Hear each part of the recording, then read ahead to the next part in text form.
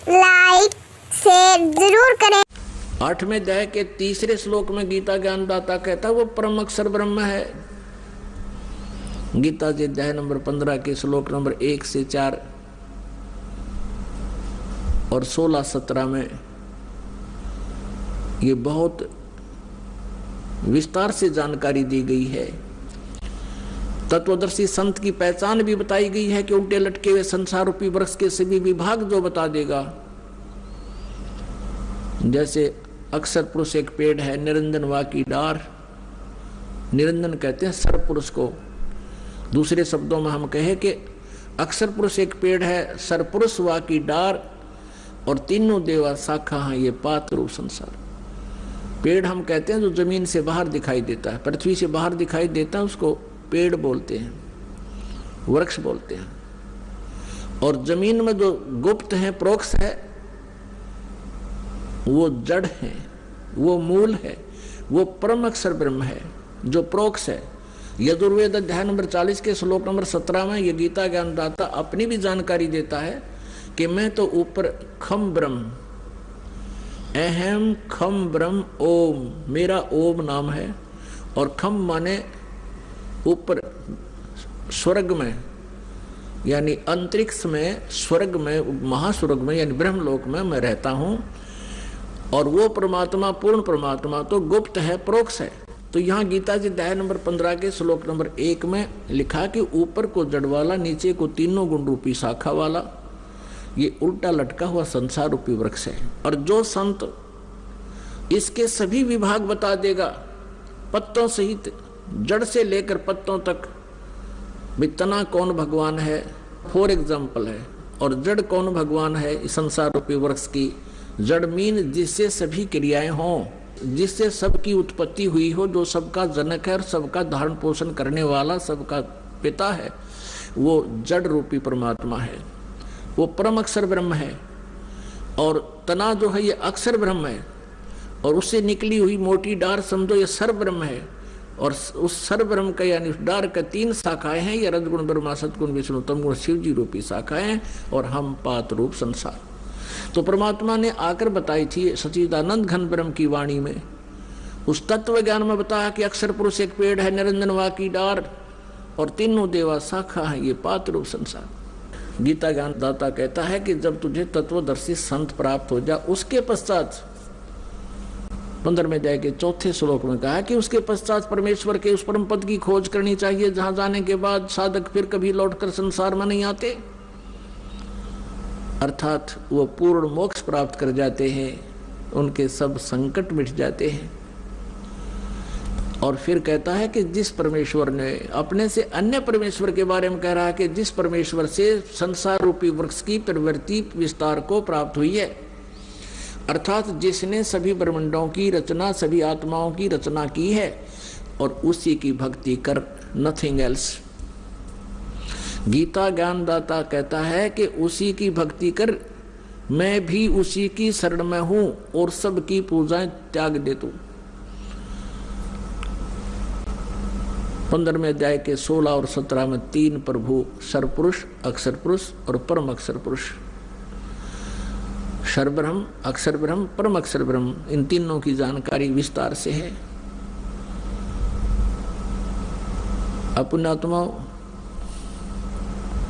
गीता जी अध्याय नंबर 7 के श्लोक नंबर 5 और 7 में गीता ज्ञानदाता कहता है मेरी भक्ति कर, मुझे प्राप्त होगा, लेकिन शांति कति नहीं, युद्ध भी करना होगा, युद्ध भी कर, मेरा स्मरण भी कर। और यदि गीता जी अध्याय नंबर 18 के श्लोक नंबर 62 में कहा कि तुम परम शांति चाहिए, सनातन परम धाम चाहिए, तो उस परमेश्वर की शरण में जा। किसकी में? परम अक्षर ब्रह्म की शरण में जा। अपनी साधना बताता 8वें अध्याय के 13वें श्लोक में गीता जी में कि ओम इति एकाक्षरम ब्रह्म व्यवहारन माम अनुसमरण ये प्रयाति तदंदेहम स याति परमाम गतिम। माम ब्रह्म, मुझ ब्रह्म का केवल एक ओम मंत्र है, नथिंग एल्स। और इसका सुमरण कर अंतिम श्वास तक। इससे ओम नाम से मिलने वाली परम गति यानी ब्रह्मलोक प्राप्ति होगी। लेकिन ब्रह्मलोक में गए हुए प्राणी भी फिर जन्म मृत्यु में आते हैं, पूर्ण मोक्ष नहीं। गीता जी अध्याय नंबर 8 के श्लोक नंबर 16 में यहाँ अनुवादकर्ताओं ने थोड़ी सी गड़बड़ी कर रखी है। उन्होंने अनुवाद ये कर दिया कि ब्रह्मलोक पर्यंत, ये तो ठीक कर दिया कि गए हुए प्राणी भी पुनर्वर्ती में है। अनुवाद उन्होंने वहां कर गलत कर रखा है कि मुझे प्राप्त प्राणी का फिर पुनर्जन्म नहीं होता। नहीं, उसका अर्थ ये बनता है कि जो ये नहीं जानते कि ब्रह्मलोक पर्यंत भी सभी पुनरावर्ती में है, वो मुझे प्राप्त भी पुनर्जन्म को प्राप्त होते हैं। न विद्यते, विद्य का जानना होता है, जानना भी होता है। एक अक्षर का केवल एक ही अर्थ नहीं होता। इन्होंने विद्य माने नहीं होता, ये विद्य माने होना लिख दिया। विद्य माने जानना भी होता है। तो ये नहीं जानते जो कि मेरे प्राप्त प्राणी भी का पुनर्जन्म होता है, तो वो ब्रह्मलोक तक जाते हैं, वहां जाकर भी फिर वापस पुनरावृत्ति में ही रहते हैं। इसलिए तो उसने कहा कि मेरे और तेरे बहुत जन्म हो चुके हैं। चौथे अध्याय के 5वें और 9वें श्लोक में, दूसरे अध्याय के 12वें श्लोक में गीता जी में स्पष्ट किया इसने, और 10वें अध्याय के दूसरे श्लोक में कि मेरी उत्पत्ति को, मेरा जन्म तो होता है लेकिन मेरे जन्म को ये ऋषि, महर्षि, ब्रह्मा, विष्णु, महेश, ये ऋषि नहीं जानते, क्योंकि ये मुझसे उत्पन्न हुए। अब पिता के जन्म को संतान नहीं बता सकती, पिता के जन्म को दादाजी बता सकते हैं। तो उस दादाजी ने, यानी हम सबके मालिक ने, कबीर देव ने, परम अक्षर ब्रह्म ने स्वयं यहाँ आकर के ये सर्व ब्रह्मांडों की रचना कैसे हुई और वो सब ज्ञान सृष्टि रचना में हमें बताया। लेकिन हमने लोकवेद बहुत सुन रखा था, परमात्मा के इस यथार्थ ज्ञान को हम स्वीकार करने में असमर्थ रहे। अब परमात्मा ने हमें समर्थ कर दिया, हमें शिक्षित कर दिया। हम काल के द्वारा भ्रमित उन ऋषि गुरुओं पर आधारित नहीं रहे, हम स्वयं अपने सदग्रंथों को पढ़ और पढ़ा रहे हैं और भगवान को पहचान रहे हैं। परमात्मा का पहचानना कठिन है, परमात्मा का पाना, मोक्ष कराना बहुत आसान है। अब यहाँ गीता अध्याय नंबर 17 के श्लोक नंबर 23 में कहा कि ओम तत्सत इति निर्देश है ब्रह्मणे त्रिविध समर्थ। ब्रह्मणे माने सच्चिदानंद घन ब्रह्म का, के स्मरण का, उसके पाने का 3 मंत्र का जाप है। ओम तत्सत, ओम तो सरपुरुष का, ब्रह्म का, और तत् और सत ये सांकेती है, ये अक्षर पुरुष का, और सत भी सांकेती का, ये परम अक्षर पुरुष का, परम अक्षर ब्रह्म का। इन तीनों मंत्रों के जाप से परमात्मा प्राप्ति होगी, परम अक्षर ब्रह्म की प्राप्ति होगी। केवल ओम नाम का जाप करने से ब्रह्मलोक प्राप्ति होगा। जैसे कोई जड़ी है, कोई भी एक जड़ी है, जैसे हरड़ है या सौंठ है या कोई अन्य जड़ी है, उसको अकेली को खाने से उसका कुछ अन्य लाभ होता है, और उसको 2-3 जड़ियों में मिला दिया जाए, उसका कुछ और ही प्रारूप बदल जाता है, गुण में वृद्धि हो जाती है, अलग से क्रिया करता है।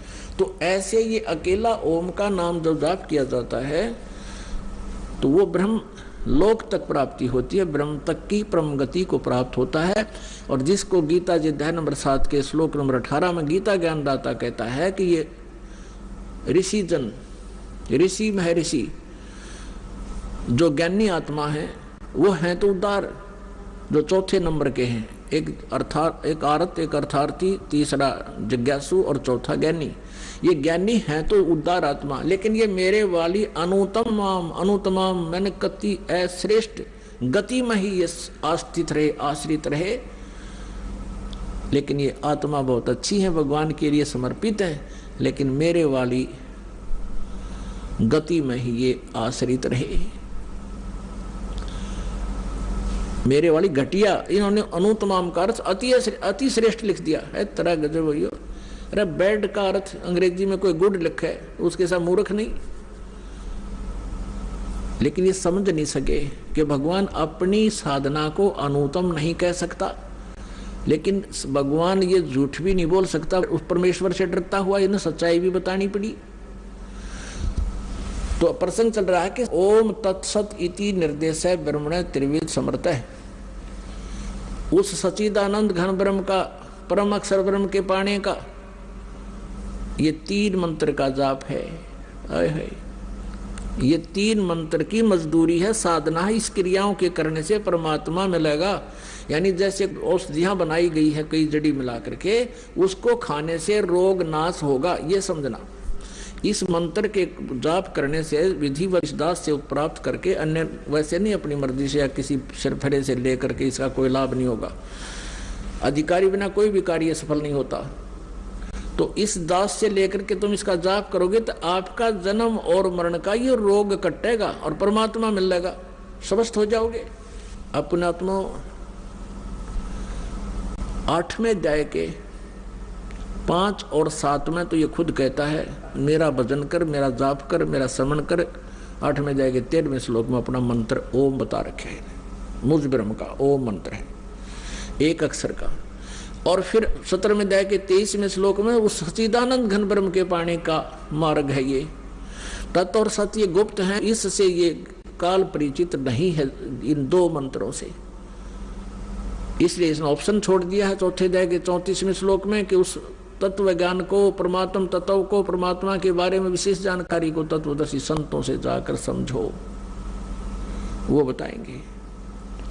तो ये कोड वर्ड है, ये दास बता सकता है। इस पृथ्वी पर किसी के पास ये मंत्र नहीं है, और किसी सिरफिरे ने इस दास से प्राप्त करके और फिर वो कहीं बता भी देता है तो उससे कोई लाभ नहीं होगा, उसका भी नाम नष्ट हो जाता है, क्योंकि ये आध्यात्मिक मार्ग है।